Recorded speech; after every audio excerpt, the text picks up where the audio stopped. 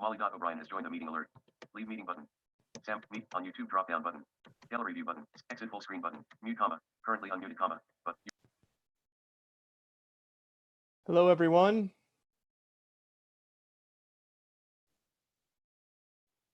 Hello. Good to see everyone. I think we're going to give Hello, it a few good evening. Hi. I think we're going to give it a few more minutes. Probably people will still be joining in here.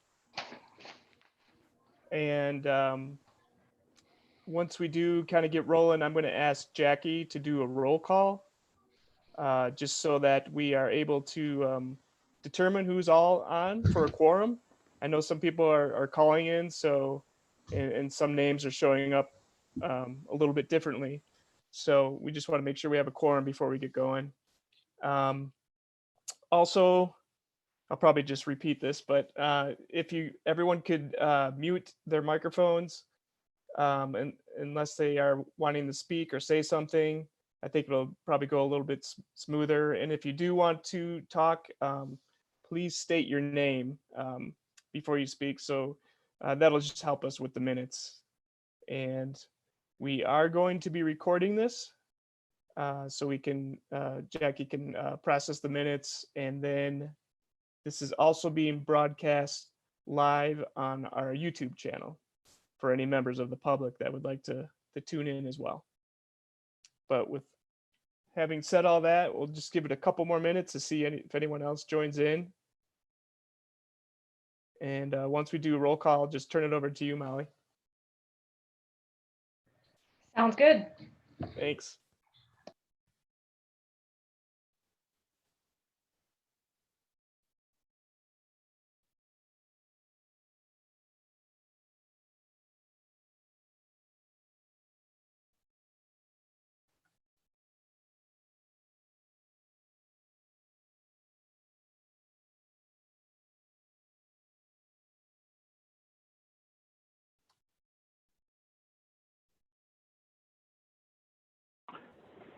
Hey, in the email, the link that went out wasn't formulated right, which means people who click on links for things, it isn't going to work.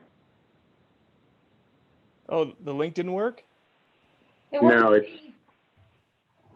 didn't work for me, and I had to get my wife to enter the 4 different sets of numbers so I could call in on the phone call. Huh. It worked Okay. for me. So, It worked for me.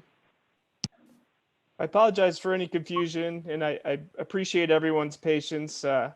Obviously, we're doing the best we can with the tools we have available to us right now. So hopefully, feel free to, if something like that happens, definitely feel free to contact me. Actually, I do see I have an email here. I better just check that real quick. It works fine, Dan. Okay. I'm in. Okay, great. all I right. think it just depends. Thank you. I'm going to be muted now. Okay. I just want to thank you for moving to the online meetings. I'm glad that we're continuing them. Absolutely. We have work to be done.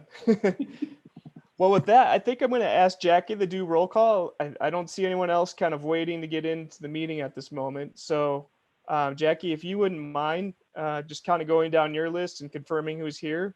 And then once we determine a quorum, we can call the meeting to order.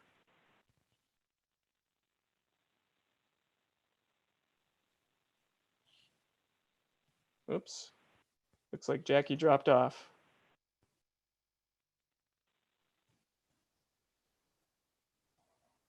Jackie, are you there?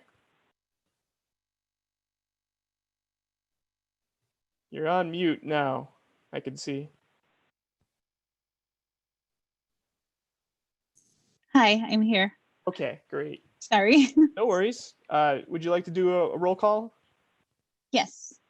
Thank you. Laura Zam. If you're on the phone or on computer, it shows that you were going to attend the meeting. I do see Laura. I don't know if she seems like she's not hearing us.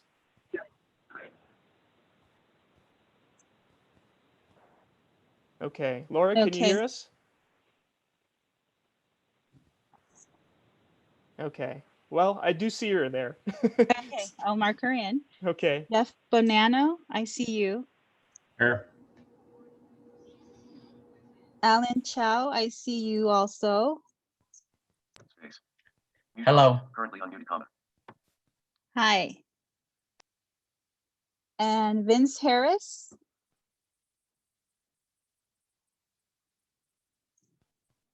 Can you hear us, Vince?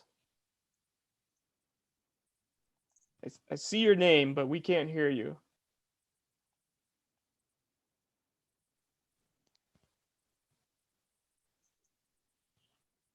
Okay, I'm moving on to Sigurd.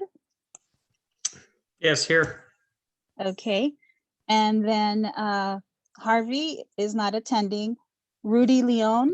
I'm I here. think okay. And Majima, Mayuko Majima shows that you were going to attend. Are you on, Mayuko?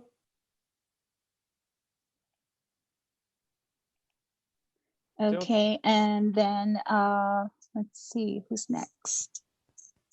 Paul Malakowski, I see you. Scott Munns is not attending, and Molly O'Brien, the chair, I see you. Hello. Hi. Mark Tatter, I'm here. okay. Dora Uchel, I'm here. okay. And Suraj Verma.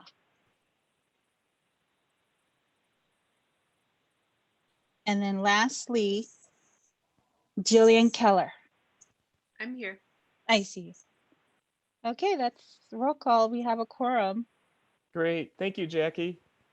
Okay, Molly, I'll turn it over to you to get the meeting started. Okay, well, this is our first, welcome to our first virtual Citizens Multimodal Advisory Committee meeting. We will call the meeting to order. It's 5:36 p.m. And the first item on the agenda is approval of the agenda, and that's for possible action. Can I get a motion to approve the agenda? I move to approve the agenda as it is. And I will second. Okay, all in favor? Aye. And I Aye. oppose? Aye. Was that an opposed? Yeah, I wanted to make a suggestion to add something, and you guys move too fast. Oh, With all the being on mute, getting off mute, it's we have to have time to do that. okay. I would like an update from RTC on the impacts of COVID and plans for the future. I don't know how we can have this meeting 7 weeks into this and not have that. So we can't really deliberate on anything that's not agendized, but we can certainly add that to the next agenda.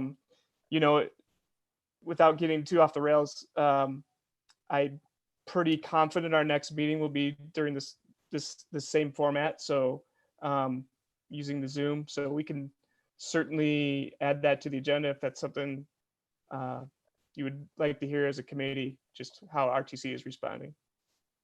There's no way to get it on the agenda just as a comment now. I mean, I want to know things like, are you guys planning for this going on for a year or for a week? Like, I mean, I think basic fundamental, we can't be an advisory committee if we don't have that kind of information, just the basics of that kind of information. I think maybe we can address some of this under member comments and some staff comments. I know Jim at our TAC meeting this morning gave a pretty good overview of what we're doing from our transit service perspective. So Jim, I assume you were intending on doing that again. So that doesn't cover obviously everything that we're doing, but hopefully that can kind of at least get that conversation started. Thank you. Sure. So can I get a motion to approve the agenda with the addition of, I guess, a COVID-19 discussion added to next month's agenda? Wouldn't that still just be a request on in public or in item 8? Just add it in item 8. I suppose. Yeah, I think that's probably the best way to go about that. Okay, I mean, I think item 9 could entirely be it. It's a non-detailed staff items. That we can have it today, right now. Yeah, whatever the is the favor of the committee. We'll certainly address it under staff items. And if it's felt at that time that we want to bring it back for a more detailed presentation or in-depth discussion, we can also add it to the next agenda. okay. So we probably need to re-vote. Do you need a new motion, or does I the same think- motion stand? I mean, it was everybody but me, so it would still pass as it was. Okay. One thing I think that Dan wanted people to note too, before you start talking, just to help Jacqueline with the meeting minutes, to make sure that you state your name, especially if we're doing motions. I know this is being recorded, but it might still be difficult for her to get people's names off of know people's voices off of the recordings. So moving on to item number 2, which is public comments, pursuant to paragraph number 2 under public notice near the top of this page. I believe that for this meeting, Dan, all public comment was requested to be provided ahead of time. So was there any public comments? Correct. Yeah, we did request public comment in advance. We did not receive any. Okay. So moving on to item number 3, which is approval of the February 5th, 2020 and March 4th, 2020 meeting minutes, and that's for possible action. Anybody have any comments or changes to the meeting minutes?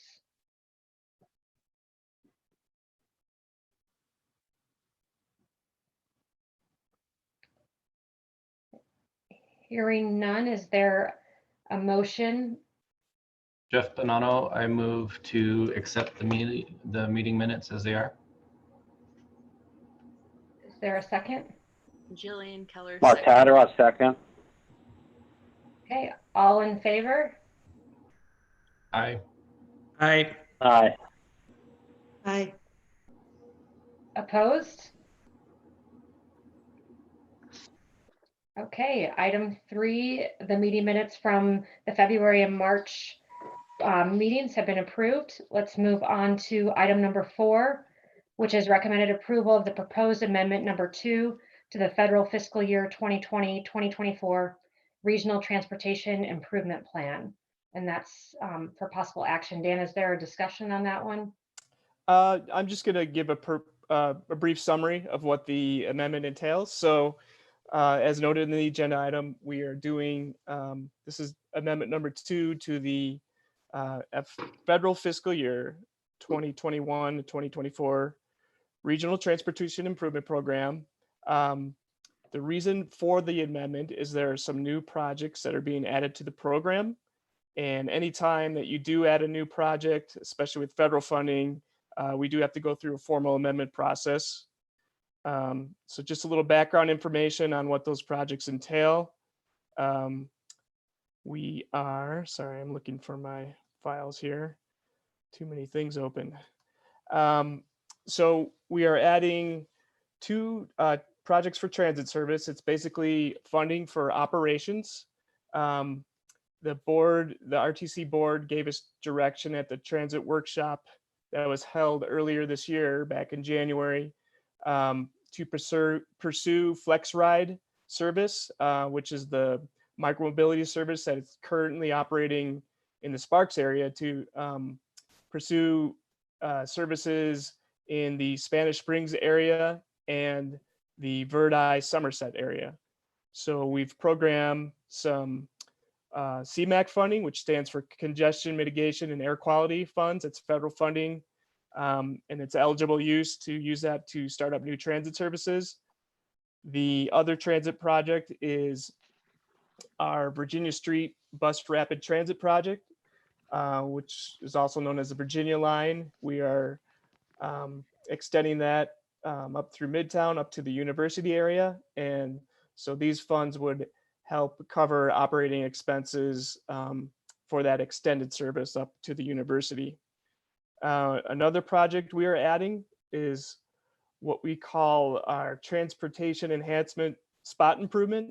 This just happens to be number 10 out of the series we've done of these. And essentially this is programming local funds and impact fee funds to provide intersection improvements kind of throughout the region. So we have kind of a draft list now, but it's anywhere from, minor, intersection improvements to some traffic signal upgrades. So it kind of covers the gambit on that. And then lastly, we have already an existing project, which is the Arlington Avenue Bridge replacement. But this is part of the amendment because we are adding federal funds for part of the preliminary engineering. And that is currently underway. We started that off with local funds and are now adding some federal funds to that project. So we are currently in not the middle. We've started a public comment period, 21-day public comment period, which kicked off on May 1st. And that will run through May 21st and will conclude with a public hearing at the RTC board meeting, which is on May 22nd of this month. And an air quality analysis was not performed. It was not needed for this amendment as none of the projects are new roadway capacity. So they are all kind of viewed as beneficial with air quality. I'm happy to answer any questions on that. We have not received any comments on the proposed amendment to date. So, and that concludes my summary. Any questions for Dan?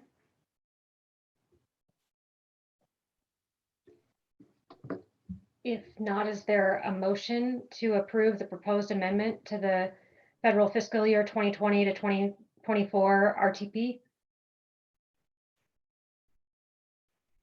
Motion to approve, Jillian Keller. Jeff Bonanno, I second. All in favor? Aye. Opposed? Aye. Was there opposed that I heard? Okay. Motion is approved. Moving on to item number 5, which is the recommended approval of the draft fiscal year 2021 RTC tentative budget. Good evening. This is Yelena Williams. Can you hear me? Yes. Great. Can you also see the screen that I'm sharing with you, the Excel spreadsheet? I can see it. Great. Thank you so much. Good afternoon, members of the Citizens Multimodal Advisory Committee and all other participants. For the record, my name is Yelena Williams, and I'm financial manager at RTC. I appreciate the opportunity to present to you today.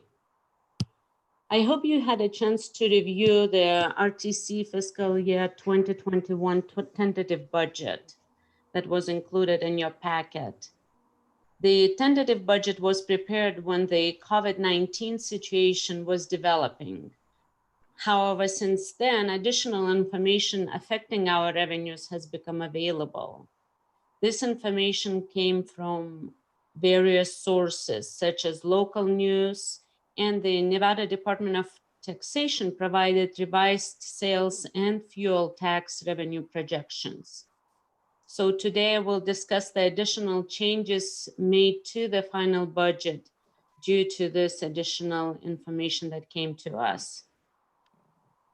On the screen, I'm sharing with you the changes to the final budget.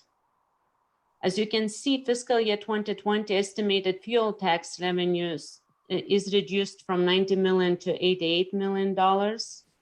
Fiscal year 2021 budgeted fuel tax revenue is reduced in final budget from $95.6 million to $89.7 million. And it's based on gallon projections provided by the Department of Taxation. Sales tax revenues for fiscal year 2020 are estimated at 31 million instead of $32.5 million. And fiscal year 2021 are budgeted at 29.6 instead of originally we budgeted at $33.5 million. And sales tax revenues decreased because, and also passengers fares are adjusted. So they adjusted to 4.3 million from $4.6 million in fiscal year 2021 tentative budget. As the ridership is expected also to decrease from 7.1 to 6.5 million riders. Even though sales tax revenues have declined in the past few months, and going for in fiscal year 2021, we expect the reduction. RTC was awarded $20.8 million from the CARES Act to offset revenue declines and allow us to continue providing essential transit services. Now, I'll let you know how we will be using the CARES Act funding. We're planning to do the following: avoid service cuts. While many systems across the country have slashed services, we will continue full transit service and boost service where needed to promote social distancing. We move forward with service upgrades that are planned for May. We deliver needed meals and prescription to access customers in partnership with Washoe County Senior Services and Food Bank of Northern Nevada. And we also fund personal protective equipment for transit personnel. So I hope you had a chance to review more details in your packet. Since it's a virtual meeting, we're doing a brief overview. But in conclusion, even though due to current events, our sales tax revenues are expected to decline in the upcoming year, RTC has remained focused on how to safely continue providing essential transit services to our community. So this concludes my presentation, and I will be happy to answer any questions you might have.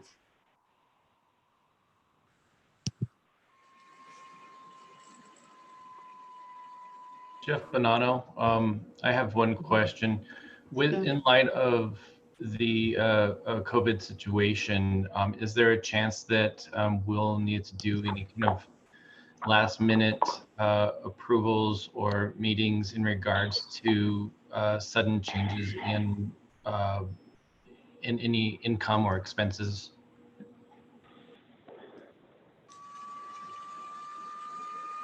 Jeff, this is Helena.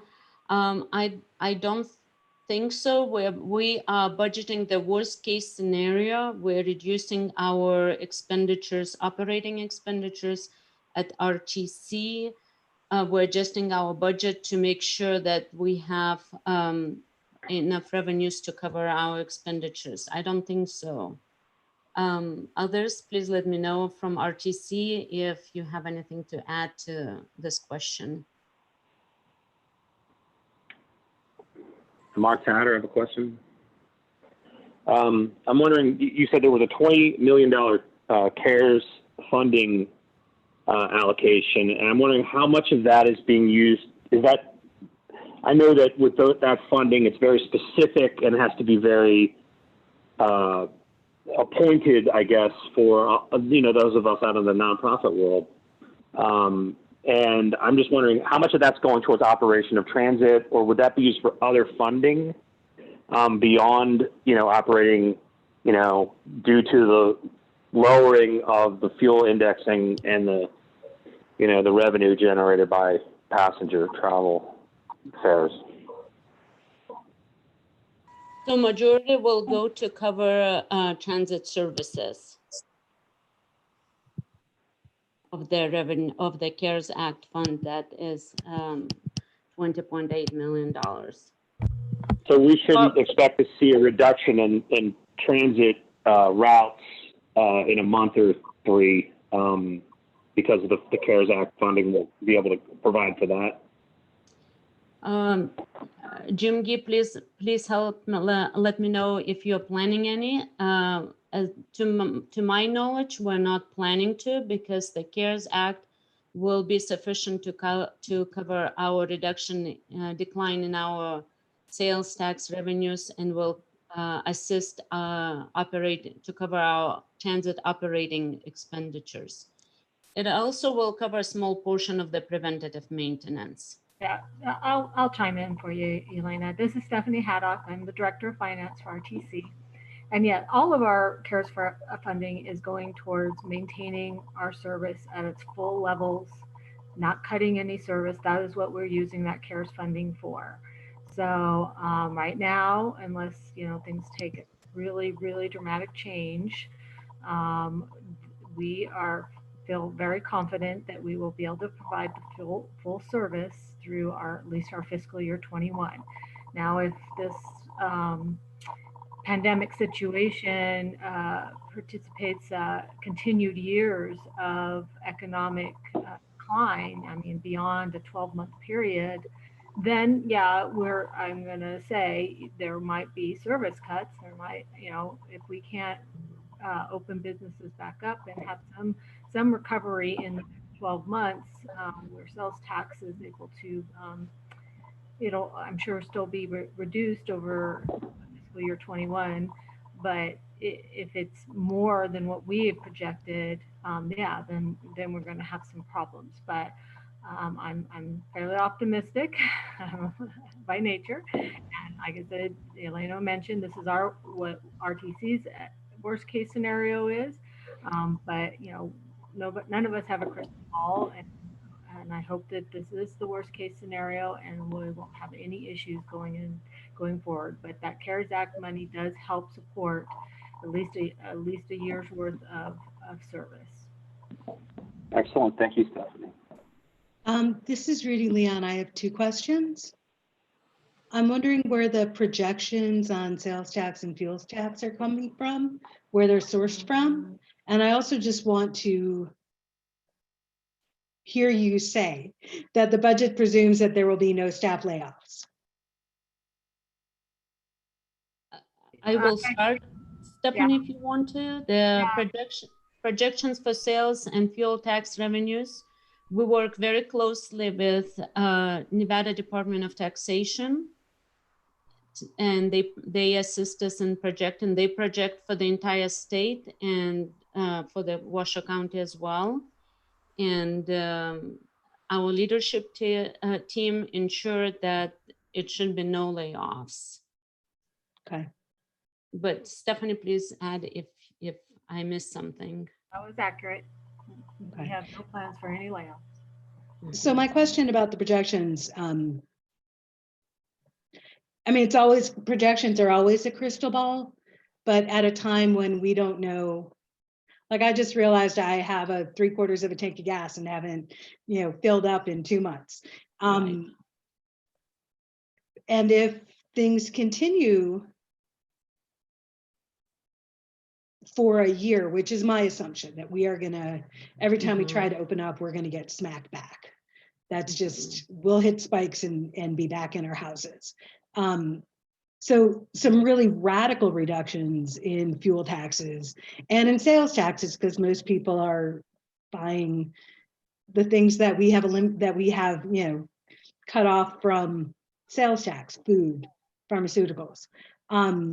So I just, I'm curious if you have a sense of how optimistic or realistic or pessimistic those projections are.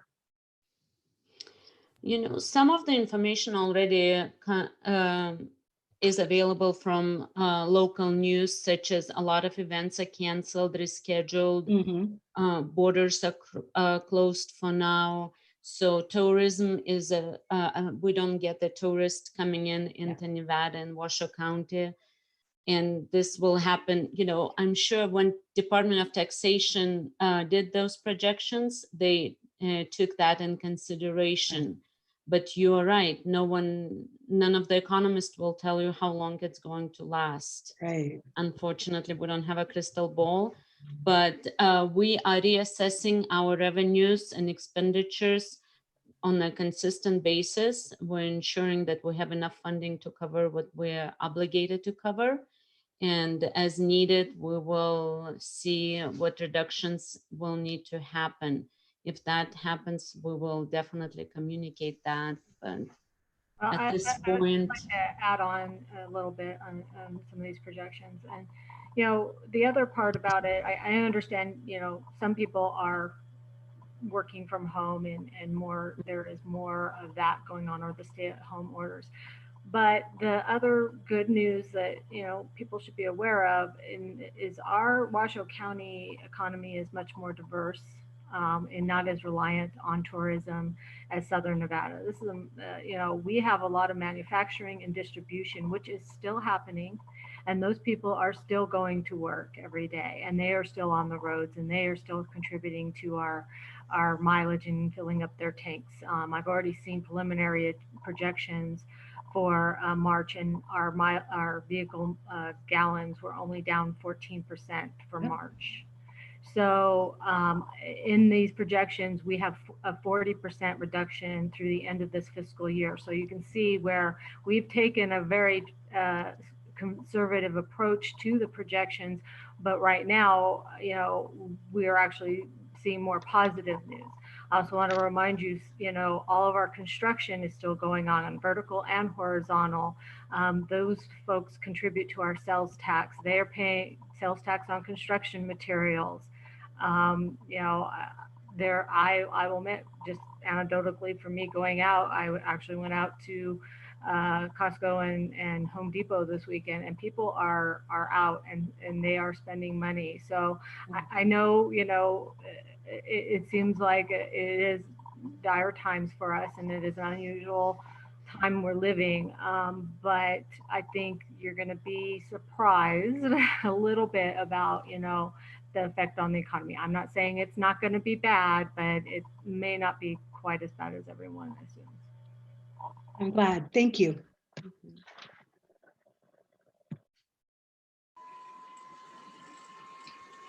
Any other questions on the tentative budget?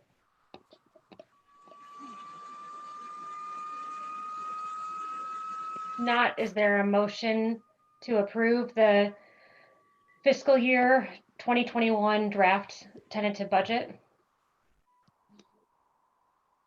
Jeff Bonanno, I'll move to accept the approval of the draft fiscal year 2021 RTC tentative budget. Just to clarify, we normally approve, we move to accept that we have been presented with something. We're actually approving this budget. Excuse me, we're recommending approval. Yeah. Yeah, so this is recommended approval to the board because they will hear this at the May 22nd meeting. Okay. Laura Oziam seconds. All in favor? Aye. Opposed? Aye. Okay, that motion is approved. Moving on to item number 6, which is receiving a report on the Eagle Canyon Extension Alignment Alternatives and Planning and Environmental Linkages Study. And that's for possible action. I think Dan is presenting on that. Yes, thank you, Molly. So I'm going to give a quick presentation. This is a study that is basically looking at a potential connection between the communities of the North Valleys and Spanish Springs areas. It was kind of, the concept came out of the North Valleys area study that RTC conducted a few years back, which was completed in 2017. This was something that came out of public outreach. We heard from members of the public that this is a possible roadway that they would want to see for future development. So we decided to do kind of a high level alternatives alignment analysis and also planning and environmental linkages. That's kind of a mouthful, but I will explain that in a few moments here. If I could get my slides to advance. So I think it's important that I read out this vision statement because I think it provides a good summary of what the study is hoping to accomplish. And that says to enhance mobility and connectivity between growing communities and facilitate safe and equitable access to economic and recreational opportunities while preserving the character and heritage of the area. And so those that might not really be familiar, we're looking at essentially, as I mentioned, the communities of the North Valleys and Spanish Springs, but a potential connection would basically go across what's commonly referred to as Hungry Valley. It's predominantly BLM land, and there are the Reno Sparks Indian Colony has a portion of that land to the north as well. So some goals and objectives. We are looking for recommendations for operational and safety improvements on the existing Eagle Canyon Drive. So that's kind of part of this analysis. As I mentioned, the planning and environmental linkages checklist. So at this level of study, this is really trying to evaluate any environmental issues or concerns that might come up out of the MEPA process. Once the project, if it's determined feasible, moves forward. So it's really just kind of a reality check to see, what kind of issues or challenges might be down the road if this project is pursued through construction. Obviously, one of the biggest goals here is to identify preferred corridor alignment. We have, as you'll see in a bit, we have a few different options that we are evaluating. So we really are hoping to kind of narrow it down to one in order to provide a deeper level of analysis for that specific corridor. We're looking at, one of the outcomes of this would be enhanced connectivity between those communities and also the Reno Sparks Indian Colony, possibly, depending on where that alignment went. And looking at emergency access, as I mentioned, that is BLM land largely out there. And there has been instances in recent years with wildfires and that sort of thing. And so just looking to get residents in and out of there in a safer manner, and also emergency responders to any situations that might arise. And we're looking at infrastructure and economic development opportunities as well. Throughout the corridor, if a roadway were to be constructed, it's a new roadway is the perfect time to look at any other utilities that might need to be provided as well. I know Tumwa has an interest of this, of extending possibly a water line across the region there. And so certainly want to address all those now to planning level study instead of ripping up the road at a later date after it's built. So the project team on this, I'm working with a firm called Stantec. They are the primary consultant. Jacobs Engineering is also a sub-consultant to this. They're doing some of the environmental work. But the consultant team did go out, and this was back in November, December, before school was out, and did some traffic counts out there. And they also took some drone footage of there's, those of you that aren't familiar with the area, so Eagle Canyon Road, there's a high school and a middle school, as well as a community park out there. So there's a lot of pedestrian and bicycle activity, a lot of students, obviously certain times of the day, probably short peak periods, utilizing those areas, and the park as well. I know there's a lot of sports and stuff played there after hours. So as part of the traffic counts, the consultant team flew drones during the release times for the high school and the middle school, just to kind of watch traffic patterns out there and see what we can learn from an operational and safety perspective, which turned out to be really valuable. We also looked at some of the crash history there. So this slide shows the 5-year history. This is the period between 2013 and 2018. I think probably most of you are familiar that there is a little bit of a lag time of when we can get more recent crash data. So I know for a fact there's been a few more out there that are not represented on this map. But the main takeaway, I think, with this information is that fortunately, the bulk of crashes have been property damage only, with just a few injuries. And at least during this time period, there's no fatals, no fatalities. And we're really only showing one crash that involved the pedestrian and one crash that involved the bicyclist. So as heavily traveled as this road is, crashes seem to be, while it's bad to have any, not as severe. This slide's just showing the existing pedestrian facilities. So there is a sidewalk or a path pretty much up and down the entire Eagle Canyon corridor. Likewise, there's bike lanes along both sides of the roadway and also some of the connecting neighborhood roadways. So some observations that were observed during the traffic counts. There's significant congestion in the mornings at the intersection of Eagle Canyon and Goldeneye, Eagle Canyon and Elena, and not surprisingly, Eagle Canyon and Pyramid Highway. And in fact, when we looked at forecast traffic volumes, that specific intersection breaks down with a level of service of F. So there's definitely some need for recommended improvements, regardless if the roadway will connect there or not. And those that might be familiar, there's a couple roundabouts as you're heading westbound from Pyramid Highway.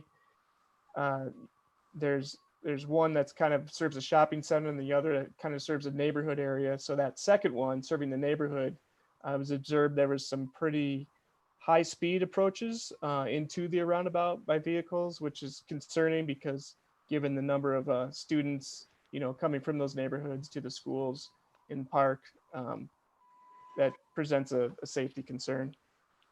The good news was, although the traffic congestion was pretty significant during the school periods, it cleared up within like 10 minutes. So, and that's typical of most schools. A lot of times you get parents picking up, dropping off, you have the buses, but once the bell rings, all those kids are in class. And so it's a pretty short-lived congestion period. And one of the things that was noted from the drone footage, is particularly by the high school, is there's a lot of parents parking in the bike lane, which was causing some of the kids having to, go out into the roadway to avoid them. And also a lot of students that were jaywalking to their parents' cars, not using a crosswalk. So this slide shows potential corridors that are being evaluated by the project team. We're using a model called Quantum, which looks at, topographic constraints and other things of that nature. As I mentioned, we're looking at a few different connection points. So while we started off with a focus on Eagle Canyon Road, we're also evaluating potential connection points off of Lazy 5 Parkway from Pyramid Highway. And then on the North Valley side, looking at a connection point either at Chickadee Drive or Deodare Drive that would connect to Lemon. And we are evaluating about 7 different alternatives. As part of the environmental analysis, we did kind of a high-level screening of the wildlife and biology out there. There is, and it's a little hard to see, but there's a little section of a critical habitat. It's a plant species called Weber's Advasia, and that is absolutely to be avoided at all costs. And there's other wildlife in the area, nothing that's a critical habitat. It's just being shown and inventoried for the purposes of basically due diligence. Likewise, we looked at environmental justice populations, and this is really looking at low income and minority populations.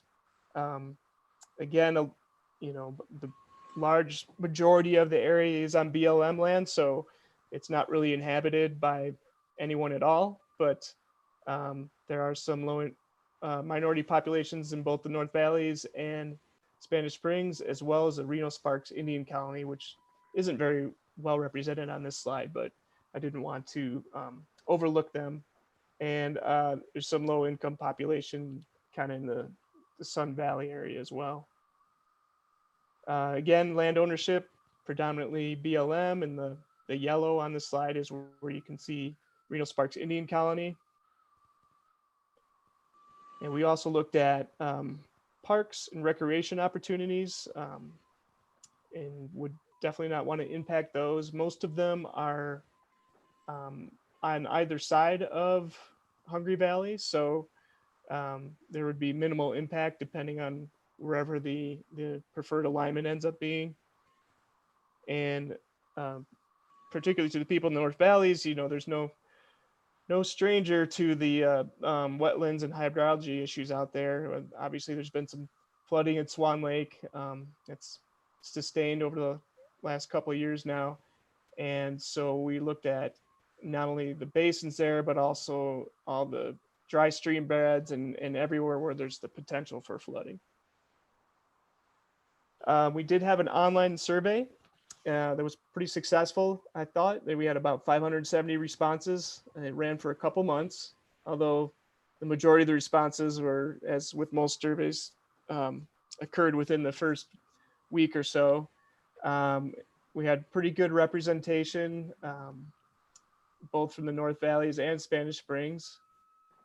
And just, asked a lot of questions, but one of them that was of interest to me was that nearly half of all the respondents said they worked in Reno outside of the North Valleys. So it kind of gave a good indication where a lot of people are going to. And not surprisingly, over 95% said their primary mode of travel was driving alone in a personal vehicle.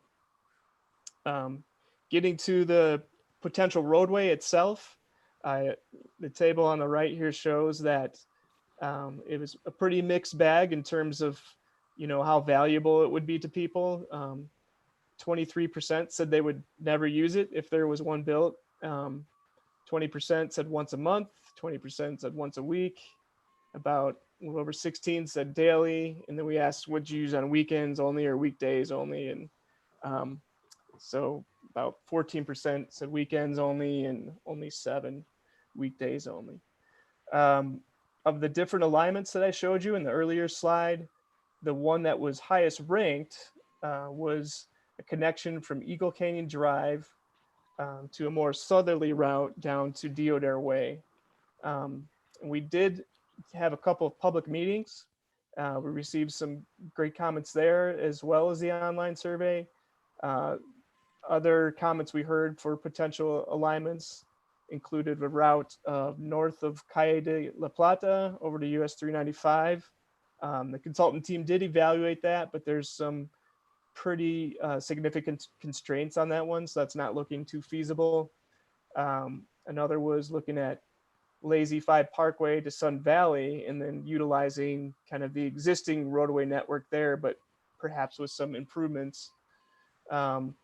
Also Lazy 5 to Military and Lemon Drive intersection. Improving Highland Ranch Road to Golden Valley. So that's kind of similar to the Lazy 5 to Sun Valley recommendation. Another one was a look at Disc Drive to US 395, which we're kind of doing already as part of the Pyramid Highway US 395 connector. And likewise with the last bullet there, connection from Eagle Canyon to Sun Valley, we have a project currently in the RTP, the Regional Transportation Plan, that looks at that exact connection that we're calling the West Sun Valley Arterial. So the next steps, we're currently refining the analysis, and the project TAC team is going to meet next week to kind of go over those results and hopefully select a preferred alternative. Right now, we're on track to have a draft report in June. and then anticipate another round of public meetings. Kind of remains to be seen what the format of those will be, but we will do certainly our due diligence and getting the word out there. I have been coordinating very closely with staff from the Reno Sparks Indian Colony and just trying to set up something specifically for them to kind of really get their input. I mean, they've been a part of this the whole time, but you know, they're such an important stakeholder in this that we really want to hear from them. And then hopefully we'll wrap up and do a final report by September. And with that, I'd be happy to answer any questions.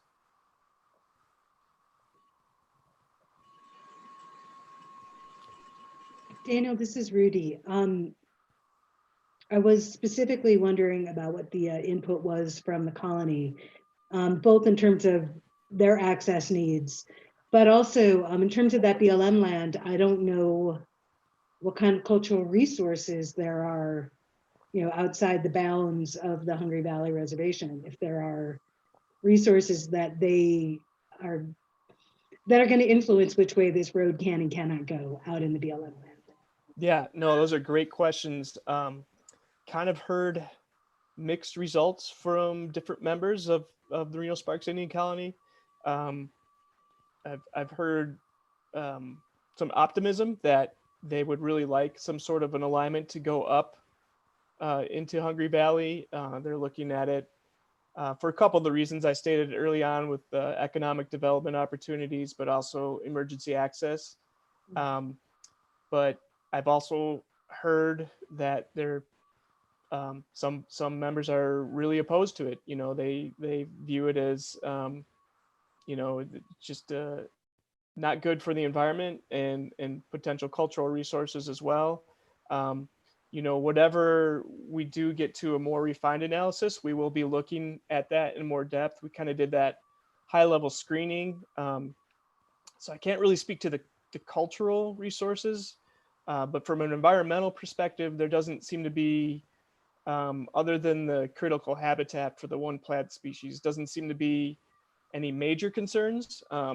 But you know, anything that would happen I'm sure would still require a full-blown environmental analysis. So we're just trying to identify those pieces early on.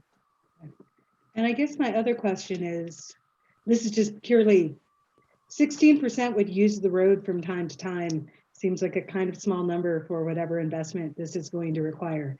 I don't know, maybe that's a huge number. You know, I'm just curious about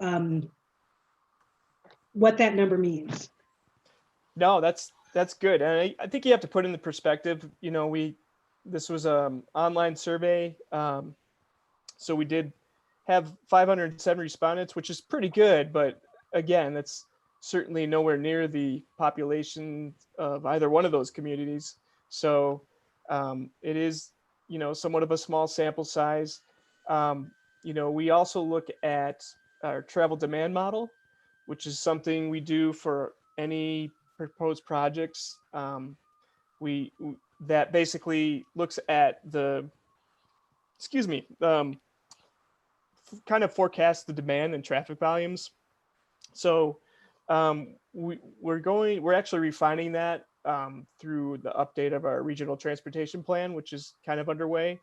But initial forecast traffic volumes were not that significant. So that's from a modeling perspective. And you're right, this is kind of a feasibility analysis right now. And it, you know, if you do like kind of a cost benefit analysis, it might turn out to not really be worth it. So those are things we're looking at.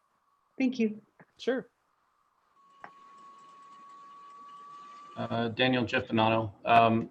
If we were to if we did end up going through like Hungry Valley and anything like that, are we required to have a representative from the Bureau involved in the whole project, or would we consider reaching out and having somebody on staff or part of the whole process just for representation with that land, or is that just something that of, the kindness of our heart we might consider, or is that a law or something? I'm not too familiar with that. Yeah, so even for this study, we are in communication with Reno-Sparks Indian Colony and the BIA, Bureau of Indian Affairs, also the BLM, because they're all stakeholders, of course. But if a preferred alignment is identified and it does start going to like preliminary engineering, I mean, it is as I mentioned, we'd probably have to do a full environmental impact statement, and that would be a requirement. I'm not an expert in that field, but I do know that you really have to do your due diligence, cross all your I's or T's and dot your I's. And yeah, so that would absolutely be, that community involvement would be essential to getting the project to move forward. Dan, this is Vince Harris. Hi, Vince. Hi there. Just a quick question. So the consultant team that you hired, do they have a local Reno office? They do, yeah. They're Stantec's a nationwide firm, but they do, actually they might be international, but they do have a presence right here in Reno. Yeah, I'm familiar with them. Thank you. Sure.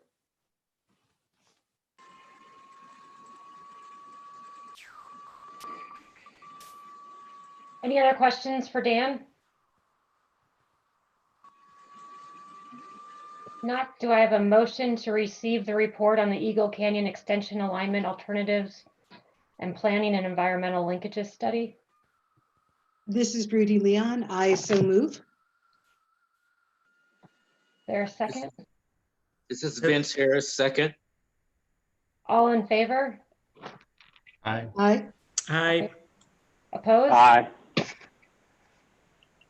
Okay, item 6 is approved. Moving on to item number 7, which are the reports. And does anybody have any comments on the written reports or anything anyone would like to discuss with respect to those? And those were attached to the agenda.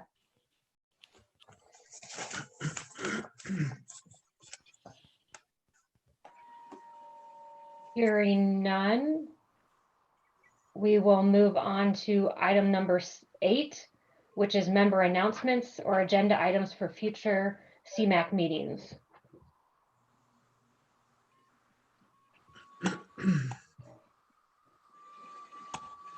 This is Rudy. I guess I would love to have ongoing updates about the impact of COVID, both on budget and on innovation. I had sent Daniel something that I had wanted to share out to the whole group about, not saying that we should undertake this thing that London is doing about increasing their bike scapes and walking scapes in the city and shutting down roads. But it was an example of another way of thinking about where we are and where we're going to be in a year and how we're going to get through the year.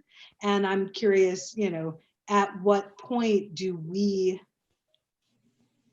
want to start thinking about things differently and need to start thinking about things differently? Or is RTC, shifting their thinking about some of our needs? So I would love to have sort of, updates every meeting on if anything is changing to be nimble about what we're in. Yeah, I think we could. I'm sorry, go ahead, Jillian. So Rudy, you're mentioning something that is actually being discussed locally. It's called Open Streets, and it's kind of confusing because they're opening, the idea is to open streets to bikes and pedestrians, which is essentially closing streets. But it's kind of it's a global movement. And I've been attending some meetings with some City of Reno officials. And the plan is to kind of practice it on Sundays in a few different locations, so that people don't flock to a neighborhood for it as if it's an event, but can look forward to a street closing somewhere near them in the upcoming months so that they can demonstrate, their interest in multimodal transportation and more so that people can recreate and transport themselves without a car safely without the confines of a sidewalk. So if you're interested in participating in those conversations, I'd be happy to include you in those meetings coming up. But it's definitely underway. Safe Routes to School has some involvement. There's a lot of different stakeholders, law enforcement are participating in those meetings. So it's definitely being discussed, not nearly at the level of other cities, especially like Oakland is a really great example of open streets as a response to COVID and quarantined populations in a city. So really looking to that as an example, but hoping that, it can gain momentum and not just be, sort of a thing of this moment here. Jillian, I'd love to hear more about that. Yeah, if anyone else wants to be involved in those conversations, I'm happy to forward meeting invitations to you. Yes, thank you. This is Dora. Well, I'm interested as well. Thank you so much. Could you chat your emails to me? Yes. Or email it to me. Any way you can just get in touch with me in a way that I have your email would be great. And Jillian, I could help facilitate that. And also, Rudy, I wanted to apologize. I saw your email. I didn't really have a chance to look at it and get it out in time. So I could still circulate that as well. What's even worse is that I thought this meeting was yesterday, so I was sending it like an hour before the meeting. So no apologies necessary. No worries. I just thought it was a really interesting thought piece. Like, certainly wasn't advocating like we should do this right now, but Sure. Just other people are thinking really differently about what this means. Absolutely. Thank you.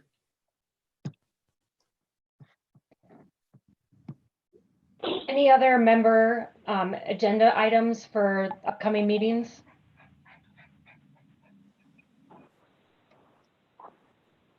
If not, do I have a motion? I guess, do I do a motion to approve these new items, Dan? Oh, you're muted. And what's the agenda say? We typically have not done a motion on new items, so I can just I've made note of them and we will provide updates. Thank you. Then moving on to item number 9, which is the RTC ride access staff items for information purposes. I don't really have any myself. Jim, did you want to kind of chime in on? I know you had some announcements and maybe talk a little bit about what we're doing in terms of response. Sure. This is Jim Gee, the manager of service planning and innovation for RTC. And I can talk about what we're doing operationally in response to COVID, and then also touch upon the route change question that was presented earlier in the meeting. Obviously, for us at RTC and anywhere in the world actually, it's not business as usual with COVID. What we've seen locally is a 60% decrease in ridership. 60% is obviously a really significant number, but for us, we still provide about 10,000 trips a day. And generally, those are still primarily work trips, folks going to work at essential jobs such as the grocery store, the hospital, and so on. And so a big part of our response has been to keep our service whole and continue to provide as much service as we can. As Stephanie mentioned earlier, we have not had service cuts in response to the virus. We have no service cuts planned in response to the virus. And so, we've really had to work hard staff-wise to make sure that we're keeping that service on the street. In terms of precautions for employees and passengers, we've done a lot of different things. We've reduced the capacity on both of our access buses and our ride buses. We've opened up the ADA area on our buses, so that is for wheelchairs only, and that gives the driver a little more space for social distance. We've also put in plastic barriers on our ride buses for the drivers to, again, protect them from the virus and help with social distancing. All of our employees have workstations where they can have masks, gloves, wipes, other personal protective equipment if they need it. But those are made available to all the employees. In cases where we've had some overcrowding, we've added some booster buses when we've had the capacity to do it. We've closed our 4th Street station because of crowding and because of the need to keep social distancing. But we've also been able to keep our Centennial Plaza station open because we do have folks that need to buy passes in person. They need to just talk and transact with someone in person. And so we've kept that station open for them. We've increased our passenger information. And then probably the biggest effort is we really increased our cleaning and disinfectant schedule, both on the part of our contractors, Keolis and MTM. They're using a special disinfectant, that a strong one approved for the COVID virus, and have increased the schedule of all of our cleaning just to make sure we're keeping everyone as safe as possible. On the capital project side, what we've seen is on the negative side, we've had some projects slip because of factory shutdowns. For example, we had a bus shelter purchase that was in process. The factory shut down. We have some buses that are getting built. The factory is shutting down. So in those cases, we have to wait in line until the virus problems abate. But on the positive side, one of our biggest ongoing projects is the Virginia Street project, especially in Midtown. And because of the virus, we've actually closed Virginia down, which allows us to go in there and speed that project up construction-wise. So as a result of closing that street, which we're able to do because of the virus and working with the businesses in the Midtown area, that's going to speed up completion by about 3 months. It's going to get cars and buses and people especially back on that street without construction sooner rather than later. And that'll help those businesses out when it's finally done. So that's a good thing. In terms of route changes, this past Saturday, we introduced a series of route changes, the biggest of which was the debut of our 2nd microtransit pilot project in the North Valley area. These changes were presented to this group, I believe, at the January meeting. All those changes went through as scheduled. Our 2nd pilot project is up and running. Folks are using it, which is great. And all good news there. We still have another set of route changes that are expected in early to mid-September.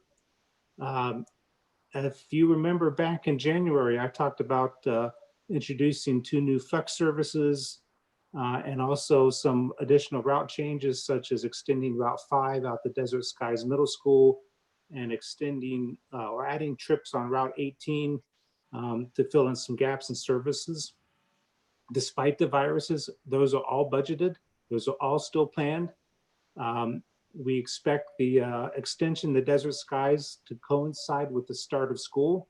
So if something happens with the school schedule, that may change, but that's our goal right now, is to coincide the start of that route with the start of school, because that makes sense. And then with the start of the 2 new flex services, as Dan mentioned earlier in the meeting, one for the Somerset area and the 2nd for the Spanish Springs area. Those will happen sometime this summer to fall, as we are also in the process of procuring new software that'll be the platform for those services.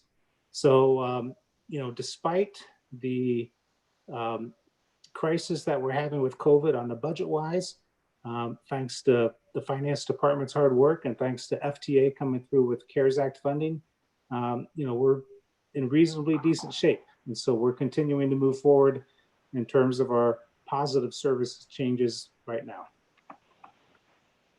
Mark Tatter, I have a question. Sure. I'm wondering, how have you looked into, do you have an idea of how far out in service area you'll be going into Spanish Springs or Somerset at this point? Yeah, we do have some preliminary maps that are being distributed internally. For the Somerset area, we're essentially covering right now all of Somerset. For the Spanish Springs area, I believe we're going as far north as the library. Again, these are draft and we haven't pushed them out for any public comment at all yet.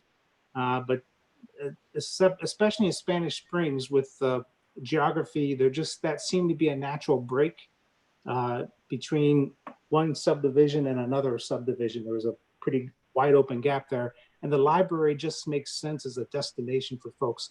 So we wanted to make sure we included that. Yeah. You're gonna make a lot of people happy. I don't have to tell you that. Yeah, the other thing that we're looking at with Spanish Springs is right now we have a Sparks Flex Ride service that's doing wonderful. And we're gonna put a Spanish Springs service right next to it. And so one thought that we really like is instead of having two distinct services operating next to each other geographically, we can merge those two services so that a passenger can move seamlessly from Spanish Springs to Sparks and Sparks to Spanish Springs. And that makes it a lot easier for folks to just have movement around the community and also connect to the fixed route system, not just out of Rayleigh's, but also at Centennial Plaza. I have another question, if you don't mind. How is distancing being accomplished in the Flex Ride program right now? It's primarily on the Flex Ride program. That's been more difficult. We've been struggling a bit on the scheduling side because we do take walk-ups, and the walk-ups can kind of skew the social distancing. But what we found is, that ridership is also off quite a bit. At its peak before the virus, it was averaging about 150 a day.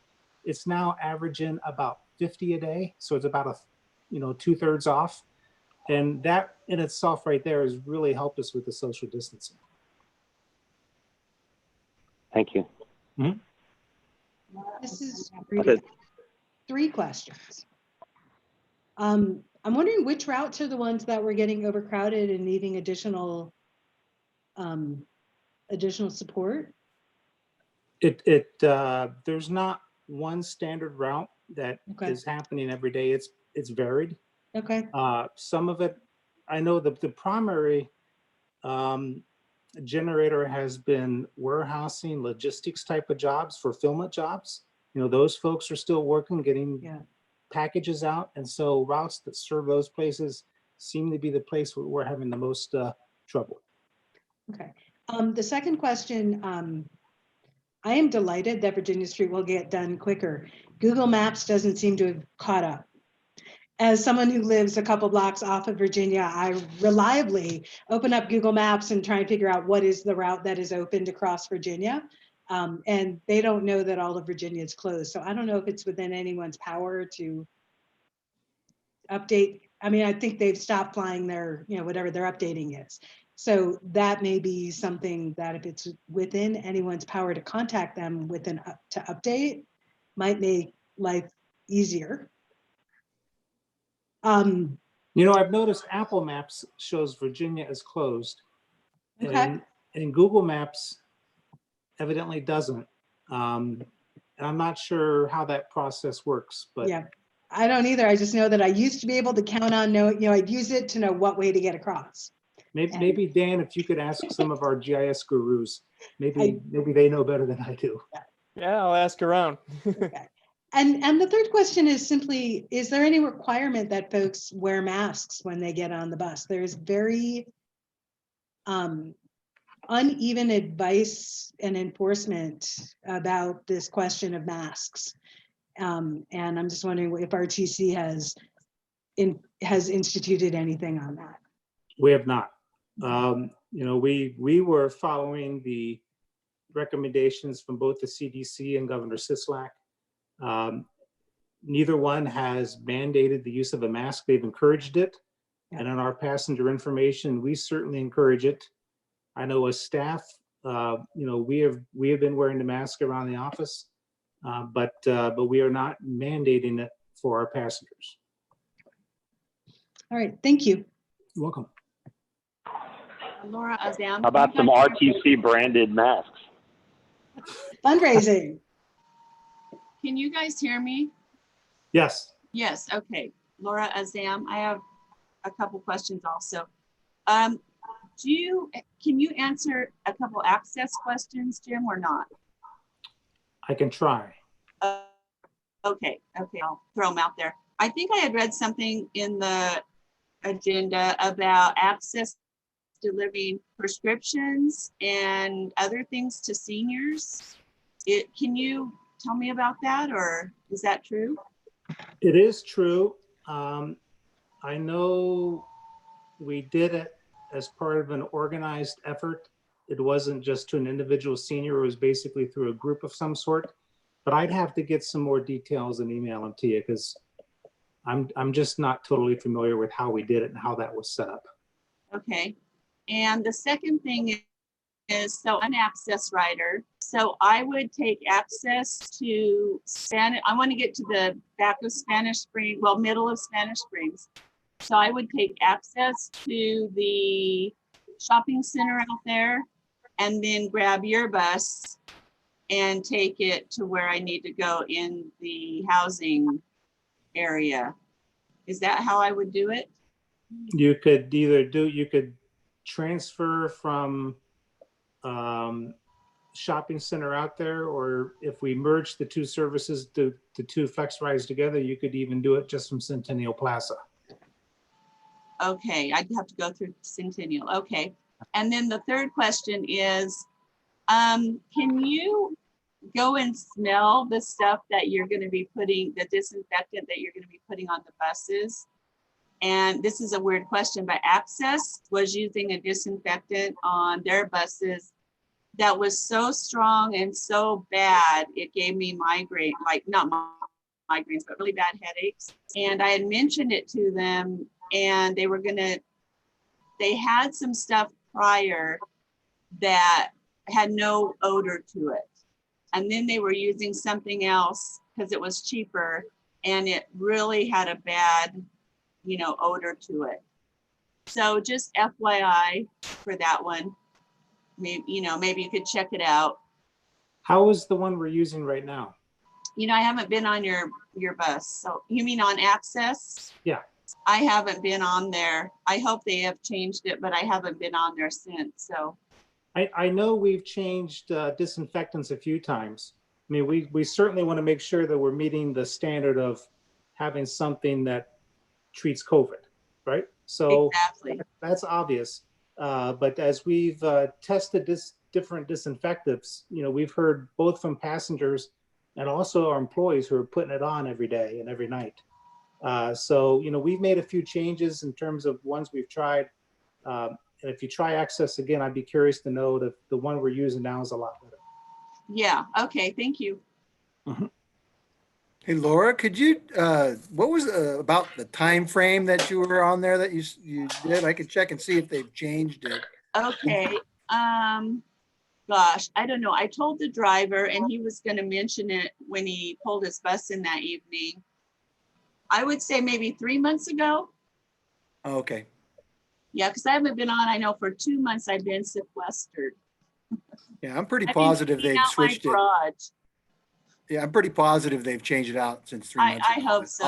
I'll double check. Oh, thank you so much. Sure. This is Dora OL. May I speak? Sure. Okay. I have a quick little concern. As you all know, I do have a service dog. And Jim, I was wondering, are the dogs that get on the bus, Access bus, are they mandated to have them on a leash so they don't bother my service dog? Because I've encountered one, it's a big old poodle, and the gentleman refused to put him on a leash that the driver has to interject. So I was wondering if they, with the Washoe County Chapter 55, when you leave your home, you have to have your pet on a leash. So maybe we could, RTC could make that a mandatory, especially with the COVID out there. Thank you. Okay. Can I follow up on one of Laura's questions? This is Rudy. During the update about what the CARES Act was paying for was when someone mentioned the delivery of prescriptions and food using Access. Is it possible for you to send us that information, like who the organization is and how people find out about it? Yeah, I'll find out and I'll send it to Dan and let Dan distribute it. Okay, great. Thank you. I really don't know how often we're doing it because, you know, with the virus and the social distancing, you know, we have only so much capacity to do that sort of thing. Right. Well, and I don't want to tell people that they should call Access to get that, Right. unless it is Right. something that we should be advertising.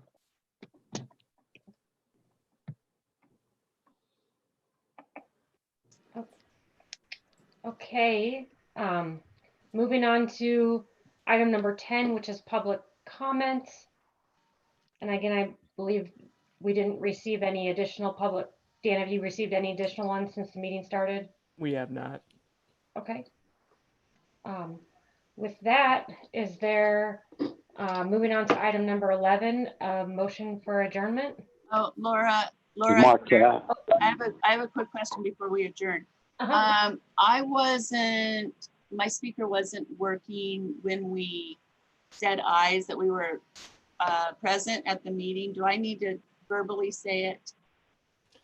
I think we're okay, Laura, unless there was Okay. something specifically you had any opposition to. No, we had a quorum though, right? Yeah. Okay, all right, that's fine. All right. Thanks.